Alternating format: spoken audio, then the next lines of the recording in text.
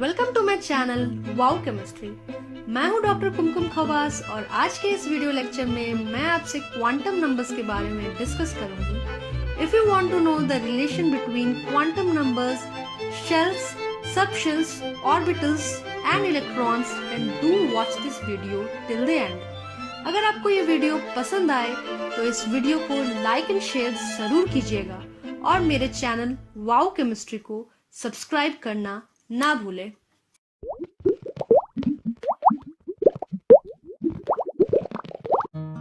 Quantum numbers is a set of four numbers that describes the location and energy of an electron present in an atom of an element। मतलब कोई भी element है, उनके जो atoms होते हैं, उनके अंदर जो इलेक्ट्रॉन्स होते हैं, उनके लोकेशन और एनर्जी को क्वांटम नंबर्स डिस्क्राइब करता है।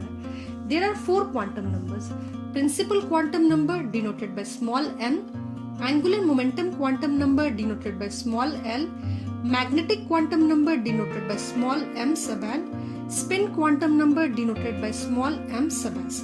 इन क्वांटम नंबर्स को हम इस प्रकार से समझ सकते हैं जैसे किसी भी व्यक्ति का जो पोस्टल एड्रेस होता है उसमें उसका स्टेट का नाम, फिर district, then city and then house number mention रहते हैं।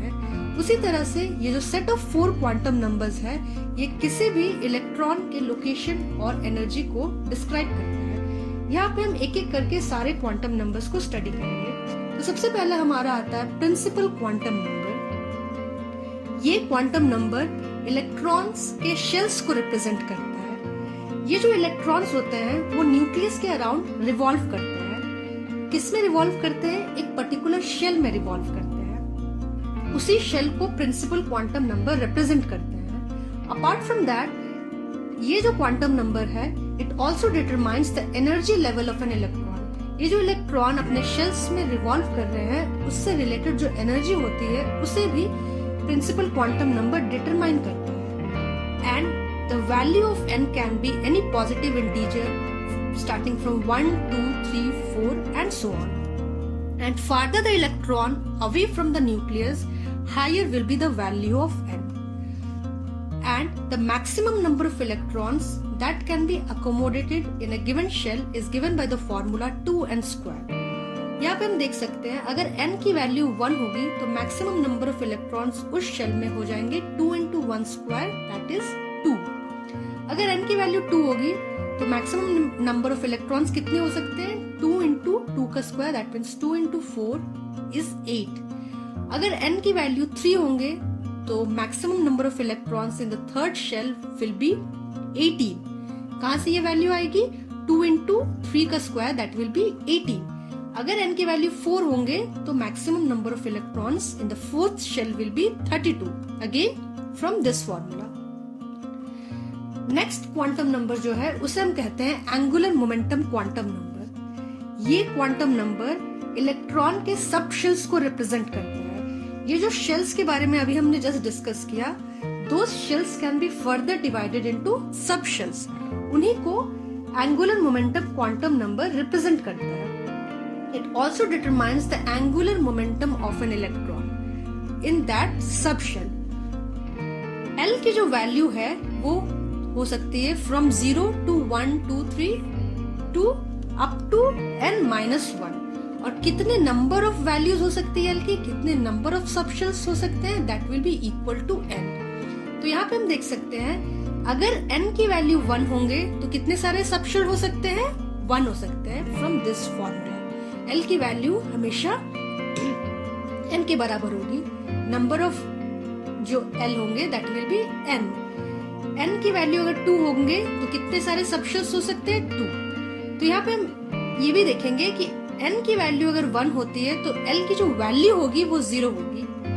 n की वैल्यू जो अगर 2 होगी तो उसकी कितने सारी वैल्यू हो सकते हैं? 2 हो सकते हैं। क्या क्या वैल्यू होंगे? 0 and 2 minus 1, that will B 1। अगर n की वैल्यू 3 होगी तो l की वैल्यूज क्या क्या हो सकती है? 0, 1, 2। नंबर ऑफ सबशेल्स कितने होंगे? Equal to n, that means 3। हम यहाँ से भी काउंट कर सकते हैं 1, 2, 3, तो हमें 3 सबशेल्स मिले। सिमिलरली अगर n की वैल्यू 4 होगी तो कितने वैल्यूज हो सकते हैं l के? 0, 1, 2, 3, मतलब टोटल 4।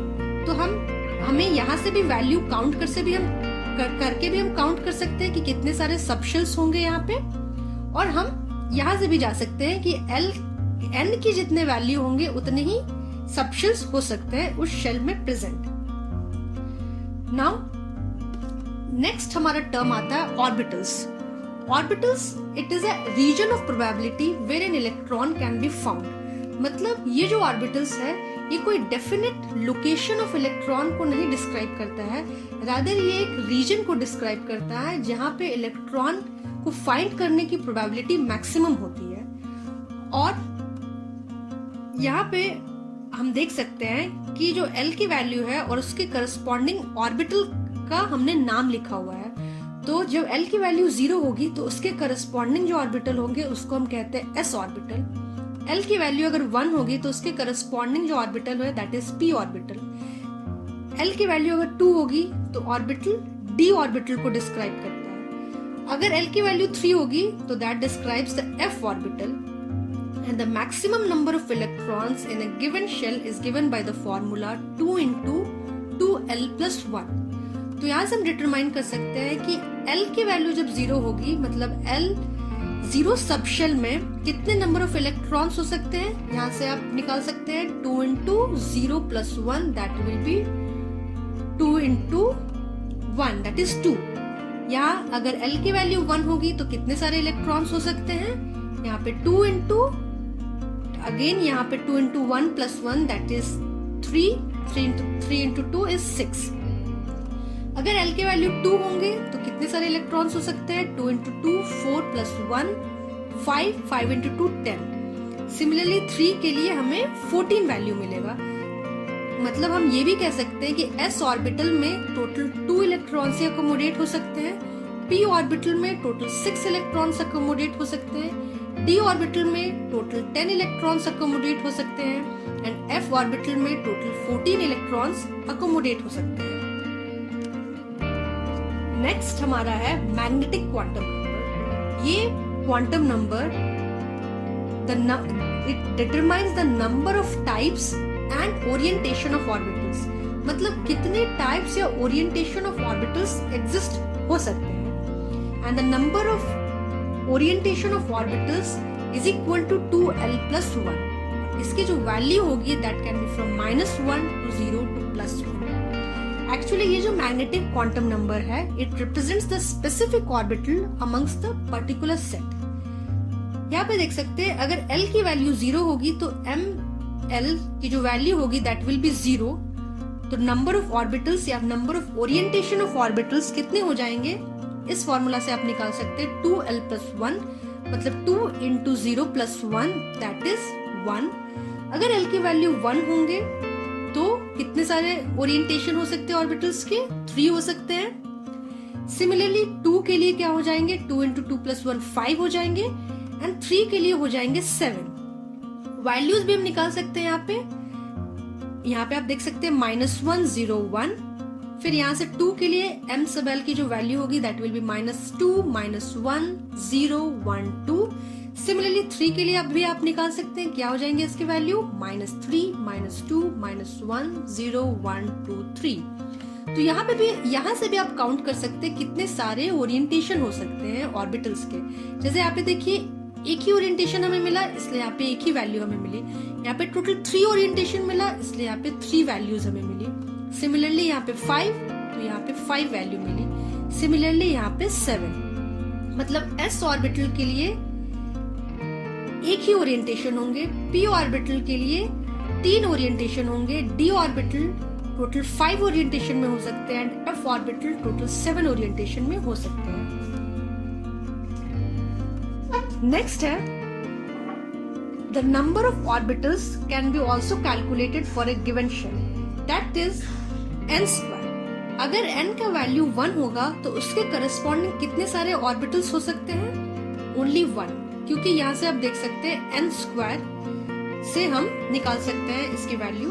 सिमिलरली अगर n का वैल्यू 2 होगा तो number of orbitals corresponding to that shell will be 4। 3 के लिए 9 होगा।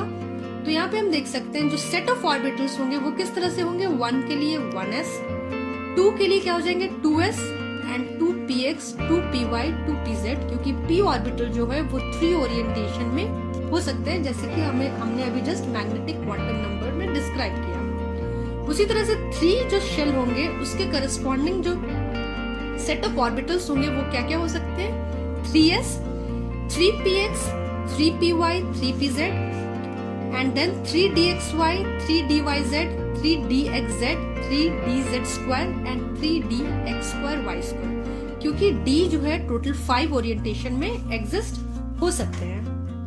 अब यहाँ पे हम शेप्स ऑफ ऑर्बिटल्स में आते हैं। हर ऑर्बिटल का एक पर्टिकुलर एक डेफिनेट शेप होते हैं जहाँ पे हम इलेक्ट्रॉन्स को फाइंड आउट कर सकते हैं। तो यहाँ पे देखें s ऑर्बिटल का स्फेरिकल शेप है, p ऑर्बिटल के जिनके टोटल 3 ओरिएंटेशन है उनके जो शेप है that is dumbbell shape. d orbitals के टोटल 5 ओरिएंटेशन होते हैं जिनके शेप्स होते हैं डबल डम्बल शेप।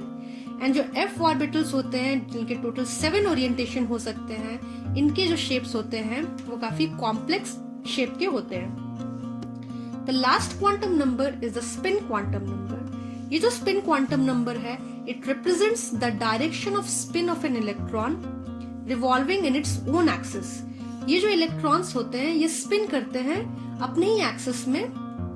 तो ये जो इलेक्ट्रॉन्स है ये आइदर क्लॉकवाइज डायरेक्शन में स्पिन कर सकते हैं या फिर एंटी क्लॉकवाइज डायरेक्शन में स्पिन कर सकते हैं। तो ये जो m सब s की वैल्यू है दैट कैन बी आइदर -12 और +12। अभी हमने सारे क्वांटम नंबर्स को डिस्क्राइब कर लिया। नाउ अगर आपने एक रूल पढ़ा होगा Pauli's exclusion principle, according to this rule each and every electron will have the 4 different quantum numbers corresponding to that। मतलब कोई भी इलेक्ट्रॉन का चारों क्वांटम नंबर्स आपस में मैच नहीं कर सकता है। जैसे कि हम कह सकते हैं कि किसी भी व्यक्ति का पोस्टल एड्रेस एक दूसरे से मैच नहीं कर सकता जब तक वो एकदम अपनी ही फैमिली का ना हो। तो यहाँ पे हम देख सकते हैं अगर principal quantum number that means n की अगर वैल्यू 1 होगी तो L का वैल्यू 0 हो सकता है एंड m सब L की वैल्यू 0 होगी एंड m सब s की वैल्यू प्लस या -12 हो सकती है and that will B designated as 1s orbital. If n is equal to 2, L will be either 0 or 1 and 0 के लिए m सब L की वैल्यू 0 होगी and m सब s spin quantum number again ±12 and that is 2s orbital. अगर L की value 1 हो जाती है तो उसके जो मैग्नेटिक क्वांटम नंबर की वैल्यू हो सकती है -1, 0, +1।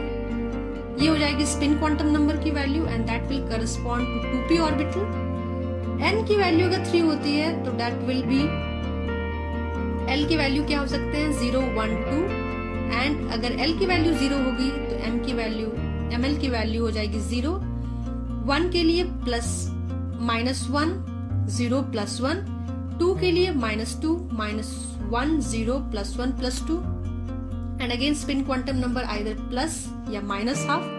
तो यहाँ पे आप देख सकते हैं ये जो है ये 3s को डेजिग्नेट करेगा, ये 3p ऑर्बिटल को डेजिग्नेट करेगा और ये 3d ऑर्बिटल को डेजिग्नेट करेगा। अगर n का वैल्यू 4 होता है तो L के कितने सारे वैल्यूज हो सकते हैं 0, 1, 2, 3।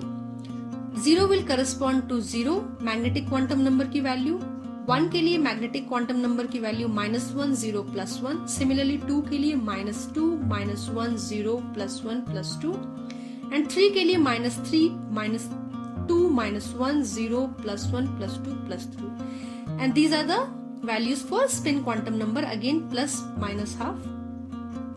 तो ये जो है this will designate 4s orbital, this will designate 4p orbital and this will designate 4d orbital and this will designate 4f orbital। तो यहाँ पे आप देख सकते हैं कि ये जो 7 वैल्यूज हमें किस लिए मिल रहा है, क्योंकि f जो है वो 7 ओरिएंटेशन में एग्जिस्ट कर सकता है और हर एक f के जो हर एक ऑर्बिटल रहेंगे उसमें मैक्सिमम 2 ही इलेक्ट्रॉन अकोमोडेट हो सकते हैं, जिसमें एक इलेक्ट्रॉन का स्पिन जो होगा दैट विल बी +12 एंड दूसरे इलेक्ट्रॉन का स्पिन होगा -12। सिमिलरली D के लिए भी टोटल 5 ओरिएंटेशन है, इसलिए यहाँ पे हमें 5 वैल्यूज मिल रही है। सिमिलरली ईच D ऑर्बिटल में 2 इलेक्ट्रॉन मैक्सिमम अकोमोडेट कर सकते हैं, जिसमें से अगर एक इलेक्ट्रॉन का स्पिन प्लस हाफ होगा तो दूसरे इलेक्ट्रॉन का माइनस हाफ होगा।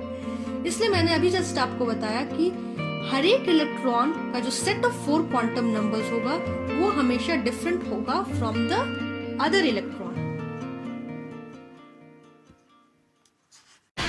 इस वीडियो को देखने के लिए आपका बहुत बहुत शुक्रिया। अगर आपको ये वीडियो पसंद आया हो तो मेरे चैनल को जरूर सब्सक्राइब करें। हम जल्दी मिलेंगे और नए और इंटरेस्टिंग वीडियोस के साथ।